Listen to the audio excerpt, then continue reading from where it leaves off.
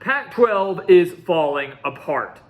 USC and UCLA have already announced their intentions to leave for the Big Ten, and the conference continues to struggle to reach a new media rights deal.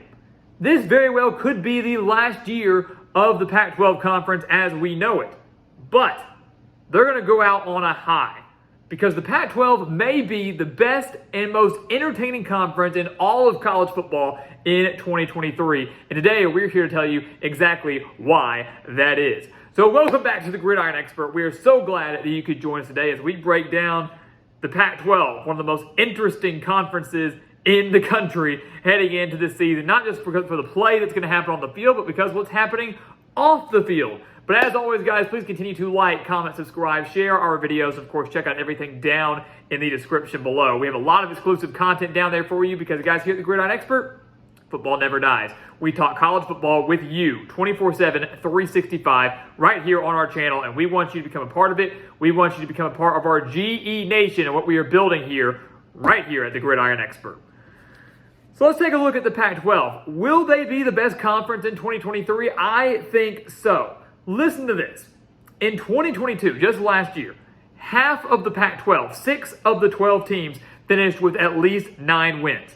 6 of the 12 teams finished with 9 wins or more. 4 of those 6 teams now return their starting quarterback from last year. We'll start with maybe the Pac-12 favorite in USC. The Trojans went 11-3 last year. Were 1 win away in the Pac-12 championship from making the college football playoff. They did ultimately lose the Cotton Bowl to Tulane, but they returned Caleb Williams, the Heisman Trophy winner from last year. Kind of surprised a lot of people that he returned, but he's back for another year under Lincoln Riley. 11 wins last year. Trojans could easily match that mark this year. The schedule does prove to be a little tough. Washington went 11-2 last year in just year 1 under Kalen DeBoer. They won the Alamo Bowl over Texas because they had the #1 passing attack in the country, led by Michael Penix at quarterback, who is again returning for the Huskies this season. So 2 great quarterbacks already, Caleb Williams for USC and Michael Penix for Washington, both returning for the 2 teams in the Pac-12 that finished with 11 wins last year. There were 3 other teams in the Pac-12 that finished with 10 wins. We'll start with Oregon. The Ducks in year 1 under Dan Lanning won the Holiday Bowl in thrilling fashion over North Carolina. They returned their star quarterback in Bo Nix and are hoping to fix what was a bit of a leaky defense at times last year. But Oregon, still a 10-win team from last season, returned plenty of talent and will be contending for a Pac-12 title.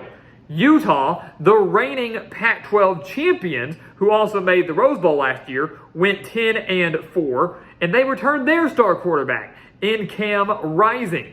Back-to-back Rose Bowls for the Utes. Yes, they lost both of them, but another 10-win season for Kyle Whittingham and his squad, and they returned the leader of their offense to go along with an always stingy and difficult defense, along with one of the toughest places to play in the country, Rice-Eccles Stadium, of course, in Salt Lake City. Oregon State, 10-3 last year. What a job Jonathan Smith has done with the Beavers. They went 10-3. They crushed Florida in the Las Vegas Bowl. Quarterback, major area of concern, major question mark. They added DJ Uiagalelei, the transfer quarterback from Clemson, who had an up-and-down career with the Tigers but should fit in perfectly in Corvallis. And then rounding out those 6 teams that we mentioned, UCLA. They won 9 games last year, went 9-4, lost the Sun Bowl in heartbreaking fashion to Pittsburgh. They have a quarterback battle in a way going between Ethan Garbers maybe and 5-star recruit Dante Moore. But obviously this is a team that under Chip Kelly seems to have rounded a corner, seems to have figured things out in Los Angeles and will once again be a Pac-12 title contender. So you look at those 6 teams. Those 6 teams, 4 of them returned their starting quarterbacks from last year along with plenty other talent on both sides of the ball. Oregon State lands a highly coveted transfer quarterback in DJ Uiagalelei to go along with a solid team all the way around. Plenty of returning starters for Jonathan Smith's squad. Oregon State in our way too early top 25. And then UCLA. Yes, they have to replace Dorian Thompson-Robinson at quarterback, but seem to again have rounded a corner. Chip Kelly figuring things out in Los Angeles. And if Dante Moore gets the nod as the 5-star recruit, this could be a very dangerous offense once again. All 6 of those teams are Pac-12 title contenders in 2023 are going to be very, very dangerous to stop. That's just half the conference. You look at the rest of the conference. Look at the rest of the conference. We're just going to go through them quickly. Washington State, They were the only other team in the final 6 teams of the Pac-12 to finish with a winning record last year. Only other team in the Pac-12 to go to a bowl game last year outside of those 6 we talk about. The Cougars went 7-6 in the first full year under Jake Dickert. They returned their starting quarterback in Cam Ward, who had a pretty solid first year in Pullman. And keep in mind, this Washington State team, guys, was just a few wins away from having a drastically different season. They really had a major choke job against Oregon in Pullman, blew a huge lead, allowed the Ducks to come back in the final minutes, and then they lost to Utah. But they lost to Oregon and Utah by combined 7 points. Washington State wins those games. They have a 9-win season on their hands. So this is a team that, under Jake Dickert, seems to be trending in the right direction, and with another year with Cam Ward at their quarterback, could be even more dangerous in 2023 than they were in 2022. Arizona, yes, they only went 5-7 last year, but so drastic improvement under Jed Fish. They had a massive upset over UCLA later in the year, and had the 7th-ranked passing attack in the country with Jayden de Laura, who, also returns in 2023. The majority of the Pac-12 guys returns their star quarterbacks. And the ones that don't have landed a couple key transfers, such as we mentioned, Oregon State with DJ Uiagalelei, UCLA maybe with their big-time recruit Dante Moore, even Arizona State, who went just 3-9, but landed Drew Pine at quarterback from Notre Dame, and also landed the highly touted recruit in Jaden Rashada, who was at Florida, had the NIL debacle, and now came to Arizona State, who is now led by the offensive guru and Kenny Dillingham, who is coming in from offensive coordinator at Oregon. Arizona State, yes, just 3-9 last year. They also somehow found a way to upset Washington last year. So Arizona and Arizona State both pulling off major upsets against Washington and UCLA, respectively. So this is, again, 2 teams that didn't make a bowl game last year could this year with the talent they have coming back, especially at the quarterback position. Then, of course, you have Colorado. What about Colorado and Coach Prime, Deion Sanders? Yeah, the Buffaloes went 1-11 last year, but Colorado is one of the most intriguing teams in the entire country this year because of Deion Sanders. So much hype surrounding Colorado football, maybe the most hype surrounding a 1-11 team that I've ever seen in my life. It's because of, obviously, the recruiting ability that Deion Sanders has, and obviously the players that he's bringing in.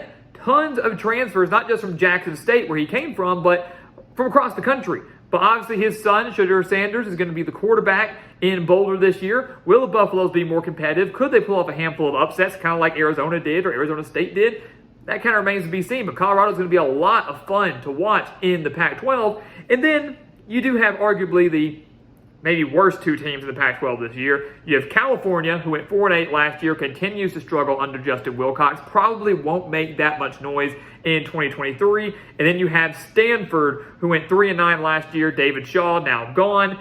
Cardinal hired Troy Taylor, who went 30-8 during his time at Sacramento State in the FCS. A great hire, but could take a while for it to kind of all come together. But if you look at that, if you want to exclude California and Stanford, who might be at the bottom of the conference, that's fine. That means 10 of the 12 members of the Pac-12 could be very competitive, are going to be very fun to watch, and have some key quality players, not just at the quarterback position, but across the board as well. So I tell you, the top 6 teams that we mentioned at the beginning, USC, Washington, Oregon, Utah, Oregon State, UCLA, to me, those are your Pac-12 title contenders. Those are the guys that people are going to talk about as maybe winning the conference. Teams like USC, Washington, Oregon, Utah, maybe even making the college football playoff. Who knows?